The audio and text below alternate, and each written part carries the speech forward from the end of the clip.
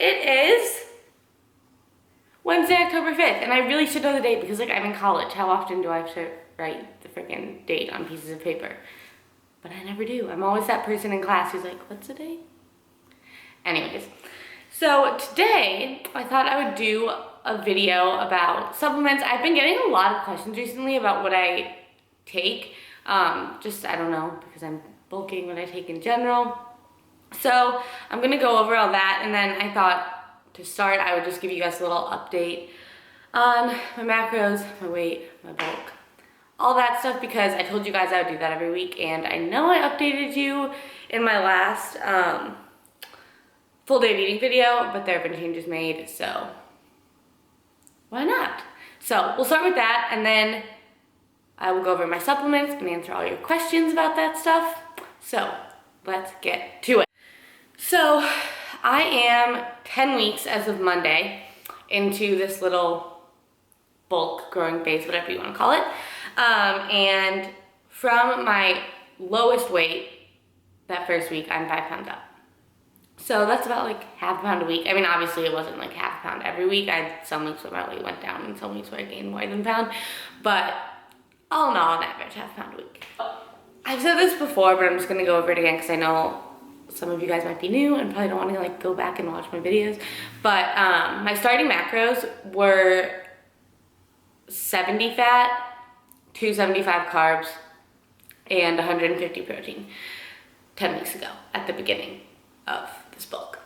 Last week when I checked in with you guys last, my macros were 110 fat, 150 protein, 350 carbs on my training days. And on my rest days, they were 70 fat, 325 carb, 150 protein. This week, yes, my macros, calories, food, whatever, got increased again. I mean, I wasn't surprised. I told you guys, I think, that I was kind of like expecting them to. As of this check-in, my macros got increased to still 150 protein, still 350 carbs, but we're at 135 grams of fat on training days now, which is a lot of fat. And honestly, I was curious. I was like, what the heck? Like, honestly, it's kind of at the point where it's just like an unenjoyable amount of fat, especially if you, I'm not saying 350 carbs isn't a lot of carbs, but if you're eating 350 carbs, 135 grams of fat is like a lot of fat, just like ratio-wise. And so I asked my coach, which, okay, if you guys have a coach, if you're taking nutrition training advice from anyone, please ask them questions if you don't understand. Like, that's what they're there for. Like, you shouldn't be doing anything that like you don't understand. And honestly, I'm just like a huge nerd and I love learning about that kind of stuff. So I asked him, I was like, why am I eating so much fat? Like, why are you not increasing my carbs? And I'm about to get a little nerdy because my coach, Nick, is really knowledgeable and nerdy too. So it's like perfect. But I like wrote down what he said, so I'm gonna just kind of like go over it. Why my carbs haven't increased in like a month and I'm eating a shit ton of fat. His rationale was naturally thinner people, which if you know me, I'm kind of just like a compact, naturally lean person. We have metabolisms that are more likely to upregulate to burn carbs than to burn lipids or fat. So when I'm trying to gain weight, like I'm not just trying to like eat more at this point, I'm trying to gain muscle, gain weight, yes, gain some fat. So after a certain point, your body, my body, is more likely to gain weight on a higher fat diet. Also, which this is a really good point actually, your body needs carbs for energy to get stronger, to train, but you only need a certain amount of carbs to hit your optimal like energy, workload, all that. Beyond that, if you're eating in a big surplus of calories, hitting that surplus with a lot more carbs can, especially for body types like mine, can cause excessive inflammation, which it can affect training. It definitely affects recovery, and eating excessive amounts of carbs increases, sorry, I'm like reading off of this, increases insulin resistance after a certain point, which means less nutrients are shuttled to your muscles and more to fat, if that makes sense. So that is why I'm kind of sticking at 350 carbs, because for someone my size, that's like a good amount of carbs. And then the rest of that surplus of calories is coming from fat. And the other option is, I previously had one free meal a week. And now if I'm like having, I don't know, basically I had the option of hitting those macros on training days or taking a free meal on training days. So I could have up to 4 or 5 free meals a week if I wanted to. But obviously, ideally, I'd be like only taking 1 or 2 and like hitting those macros. More just because it's more consistent and it's easier to make adjustments versus just going and eating a different free meal every day. My rest day macros this week are 90 fat, 150 protein, 325 carbs. But honestly, 90 grams of fat compared to 135 grams of fat, it's like nothing. I'm like, give me fat. My training is still the same. I train 2 days on, 1 day off, and I have a push-pull legs split, and I am doing 0 minutes of cardio. Leave comments below if you guys have questions about any of that stuff, but sorry for getting nerdy on you guys. I'm just a nerd. Like, I love learning that kind of stuff, so I thought maybe I would share it with you, because I know a lot of people are like, why are you eating so much fat? I was wondering the same thing, and that is why. Okay, so now I'm gonna get into the supplements I'm taking. I keep like flipping my hair around because, I don't know, ponytails are fun and I can't get it to like sit in the right angle, and I don't wanna look bald. Okay, anyways, to be honest, I don't take that many supplements. I don't think they're necessary at all. But I'm gonna go into them and explain, not in like super scientific terms, but just like very simple, Lexi words, why I take what I take. So every morning, this is just apple cider vinegar.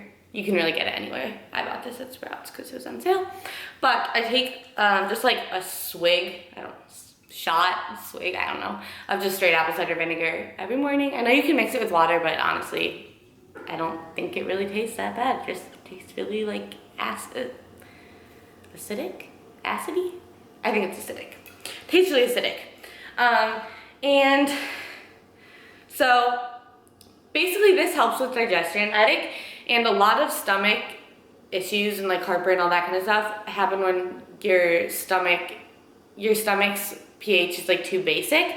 So it kind of balances out the pH in your stomach, which makes digestion easier. It's nothing fancy. Also, every morning, take a vitamin, and yes, these are just from Target, but they're just like a normal multivitamin, and they're the gummy ones because I'm a child, if you didn't know. But really, like, why would you take a capsule pill if you could have like candy in the morning? And they have 15 calories, and I do not count them, because if you track your vitamins, you're overdoing it. Calm down. Okay, next, every day, I take, this is just liquid fish oil. And I'm sure you guys like know the benefits of fish oil. I feel like nowadays everyone's like, fish oil, fish oil. And basically it just has omega-3s, DHA, and EPA. And I mean, it helps with like skin, energy, hair. It decreases inflammation, which is really important if you're training really hard. It's good for your heart. So many benefits. And you can take it in like pill form, but just like anything, if you take it in like a powder form or a liquid form, it's more easily like processed by your body because it doesn't have to like break down the capsule. So I take it in liquid form. I literally just like put it on my food. You don't really taste it. This one's like lemon flavored. I don't know if you can see it. I just get it at Vitamin Shop. You can just like go in, they have it. I like the unflavored one because literally if you like put coconut oil or olive oil or like butter or something, you don't taste it. Next, every single day, I take, can you see that? It's just a probiotic, and this has 15 billion cultures in it. I take 2. I used to only take 1, but like since my macros got increased, I take 2. And again, probiotics are just like healthy bacteria, good for your gut, good for digestion, all that stuff, and it actually really, really helps. I need these, otherwise I definitely feel it. Like, I was talking a couple weeks ago about how I felt like everything was sitting in my stomach, and since I started taking these, I just like overall feel a lot better, and like eating just feels easier. So if you're bulking, even if you're not bulking, I think if you're cutting too, these are helpful. And I just take Ultimate Flora brand.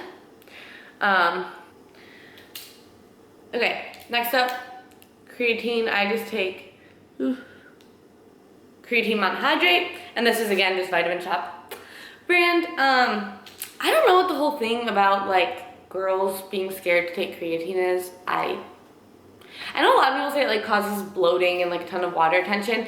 Honestly, guys, if I did not experience any of that, just take like a very pure form. Like this is just 100% creatine monohydrate, and I just mix it. I take it post-workout, and I just mix it with like Crystal Light or whatever I'm drinking, BCAAs. I don't know, without like just drinking like unflavored powder kind of freaks me out, so I mix it with something. But I feel like creatine's, again, very well known, and it just, like for me, I definitely noticed an increase in like strength, and my muscles just like look fuller and feel fuller. But as far as like water retention and bloating, did not experience that. Okay, so next up, good old protein powder, because do you even fitness if you don't take protein powder? The answer is yes, you definitely do not need it. I get asked all the time if I like drink protein shakes after right after I work out.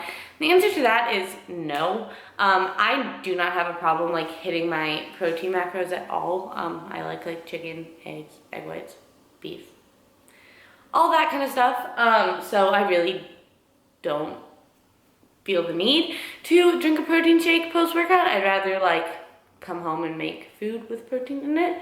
But I do use protein powder a lot for like baking or like my pancakes.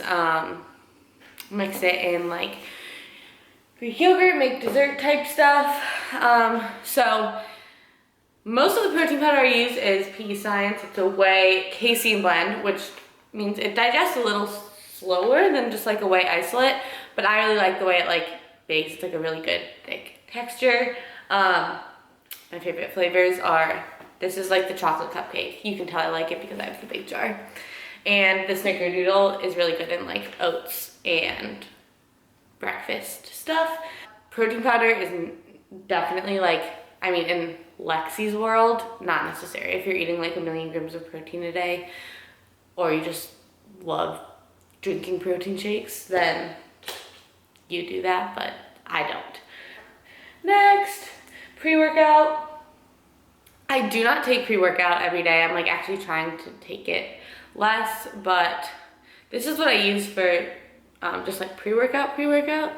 Just a P Science Alphamine. This is the sunrise flavor. I really like the apple teeny one too if you like sour pre-workout. And it says it's a fat burner.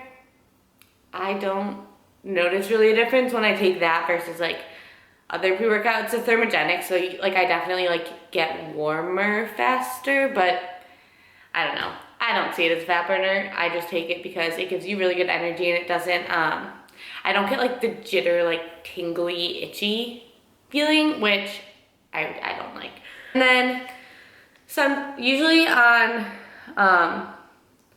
upper body days, I take high volume. I find if I take high volume on leg days, it is like a painful pump. Like my glutes and quads feel like they're going to explode.